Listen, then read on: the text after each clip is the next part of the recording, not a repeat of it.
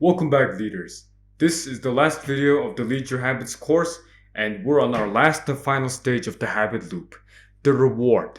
And if you haven't checked out the first 4 videos, I suggest you do so before watching this one, and then you'll understand much better.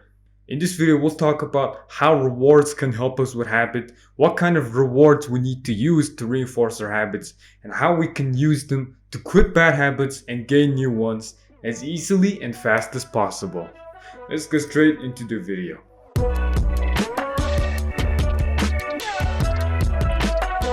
So, remember there were methods for each stage of the habit. For example, cue, you were to make it obvious, craving, make it attractive, response, make it easy to do, and the reward, make it satisfying to do. In order for a good new habit to stick, you need to make it as satisfying as possible to do in your life. We are more likely to repeat a behavior when it's satisfying, when it's positive, and when it makes us feel good, feel amazing. What is rewarded is repeated, but what is punished is avoided. Just like when our parents used to beat us and whip our asses when we did something wrong, but gave us a tiny little bit compliment when we did something right. Asian parents, am I right? The reason why bad habits seem to stick so easily compared to good ones, like smoking, drinking, eating out, eating fast food, compared to like working out, reading, it's because the bad habits, the consequences of those bad habits are delayed. They're long term. They're in the future, but the gratification you get it instantly. See, it's exactly the opposite for the good habits because the consequences are here now. It is painful. It's hard to do the good habits, but the gratification is in the long future. So in order to make the good habits stick, just like how easily a bad habit stick, we need to reward and reinforce our good habits with instant gratification. The good type, of course. So whatever reward it is, whenever you're doing a new habit, make sure you top it off with a delicious new reward after. Whatever it is, make sure it's a reward that's satisfying and pleasurable enough to make that habit stick in the long term.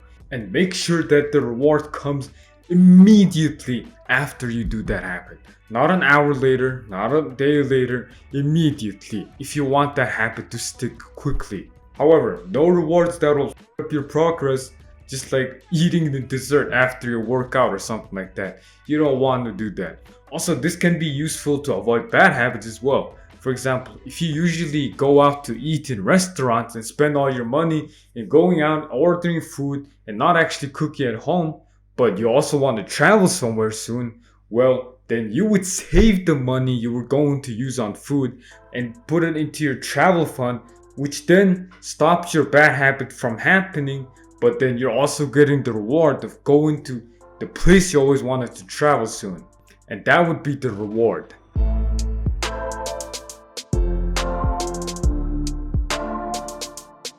Remember when I talked about how habits make our identity? From the first video, by the way. Well, visual signs and streaks helps us do just that. How? By tracking it. Habit tracking reinforces our identity. Streaks and visual signs makes us feel like not losing that streak, that progress, because it makes us feel satisfied. It makes us feel like we're making progress in that habit. Have you ever had a really long Snapchat streak, like hundreds or even thousands or whatever, and you never wanted to lose that streak, right? You just keep wanting to do it every day because losing that precious streak will be painful, right? Habit tracking does exactly that, but it's actually useful, unlike Snapchat. So there are lots of methods to track your habits, but one of the best ways that I used to do is calendar. You track it on your calendar. Put a huge X on a calendar on the days you complete your habit. A huge, satisfying X. Put it somewhere where you see it all the time, where you most likely repeat your habits. If you keep doing it, you keep doing it, and it feels satisfying crossing off that huge X inside that square panel of that calendar. And if you don't have a calendar, just draw a calendar like I did over here and then mark the days and put an X on it. And whenever you feel like you don't want to do that habit, well, just thinking of that precious streak of all those X's might help you complete your habit. Since our fourth and last stage is to make the habit satisfying and rewarding, making visual progress makes us want to keep going. Making visual progress makes us feel even more satisfied. You might occasionally skip 1 day, 2 days, but the goal is to never go 2 days in a row without doing your habit, sometimes referred to as the 2 day rule. You can keep going and going, skip a day, go, skip a day, go, go, go, skip a day, but never skip 2 days in a row. Never. What matters is you're making progress. So track your habits on a calendar or anything of sorts, or even Habitica. It's an online app that I'll leave a link to in the description. It's pretty cool. Anyways, making a visual progress, habit tracking makes us feel more satisfied and motivated to do those habits because it satisfies us. It makes us feel good.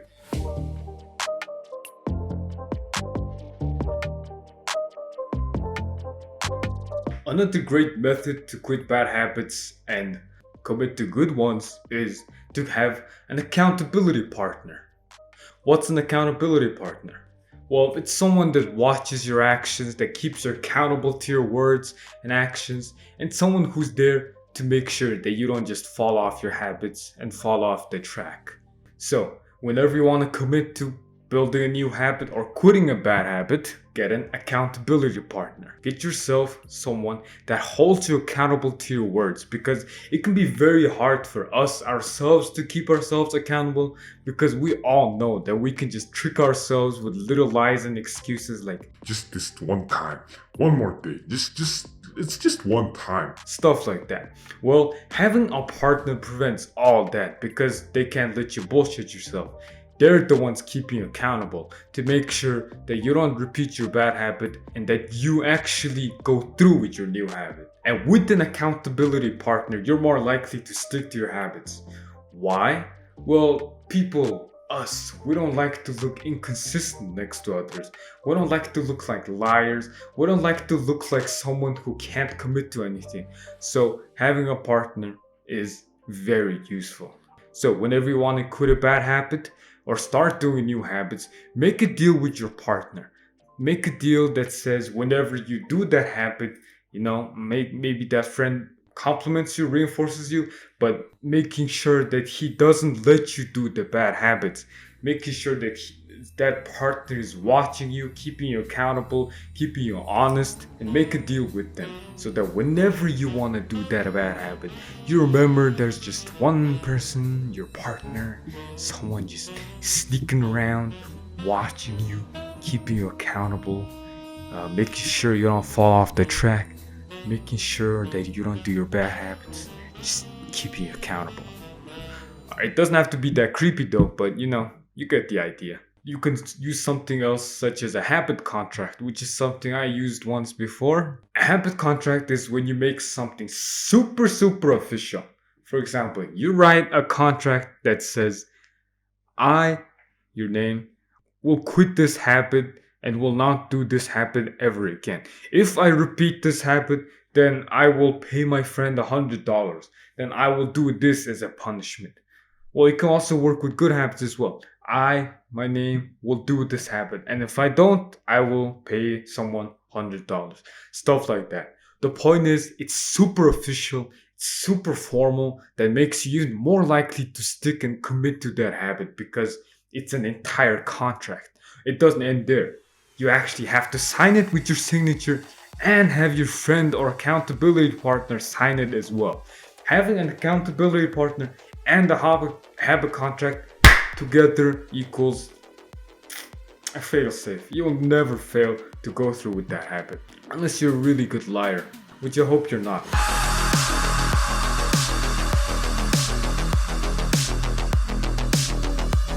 So, the last part. How to quit the bad habits once and for all. The most effective method. So, as I explained earlier, remember when I said that what's rewarded is repeated, what's punished is avoided, right? So to quit our bad habits, we need to literally punish ourselves whenever we repeat that habit. You need to make the bad habits as unsatisfying and as disgusting as unsatisfying and as very costly and painful to do as possible. The faster you feel the cost and the punishment, the faster and more likely you'll quit that habit. For example, if you eat a dessert, give a friend $10 every time you do that. Soon enough, when you punish yourself and give yourself a bad cost, give yourself a bad punishment, immediately after the reward, you're super likely to quit that habit. Unless you're a millionaire who doesn't mind giving away $10 here and then. You need to just make sure that the punishment and the cost is felt right immediately after that habit is done. Alright? Not tomorrow, not last year, not next year. Right after you finish that habit. Right after you complete a habit, just make sure you regret doing that. And that's how you're guaranteed to quit your bad habits. Thank you for watching this video. This was the last video of the Delete Your Habits course. If you watched all 5, then congratulations, you're awesome.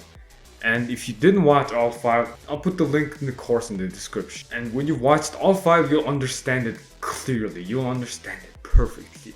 I got all of these from Atomic Habits. It's an awesome book, lots of insights and information. I recommend this. I suggest you read this book. And I mean, I covered a lot of stuff, but I didn't cover everything. There's still lots of gold in this book, so I suggest you do this. And no, I'm not sponsored by this dude. I wish I was, but not yet, you know. Anyways, thank you for watching my course. You're awesome. And let's just recap real quick. So our first stage on the queue to quit it was to make it obvious, and for the bad habits you need to make it invisible. For the craving you need to make it attractive, but the bad habits you need to make it ugly.